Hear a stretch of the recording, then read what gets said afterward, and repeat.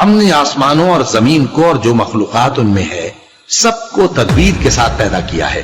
اور قیامت تو ضرور آ کر رہے گی، تو تم ان لوگوں سے اچھی طرح سے درگزر کرو۔ کچھ شک نہیں کہ تمہارا پروردگار ہی سب کچھ پیدا کرنے والا ہے، جاننے والا ہے۔ اور ہم نے تم کو 7 آیتیں جو نماز میں دہرا کر پڑھی جاتی ہیں، یعنی سورہ الحمد اور عظمت والا کلام عطا فرمایا ہے۔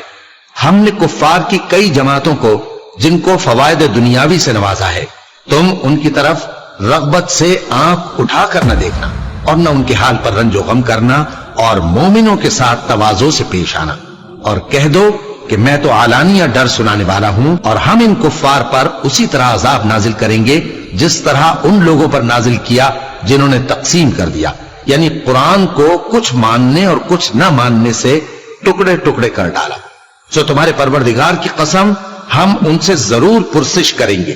ان کاموں کی جو وہ کرتے رہے، بس جو حکم تم کو اللہ کی طرف سے ملا ہے وہ لوگوں کو بے دھڑک سنا دو، اور مشرکوں کا ذرا خیال نہ کرو۔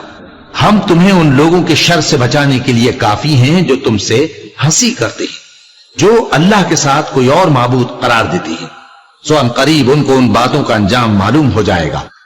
اور ہم جانتے ہیں کہ ان کی باتوں سے تمہارا دل تنگ ہوتا ہے، تو تم اپنے پروردگار کی تسبیح کہتے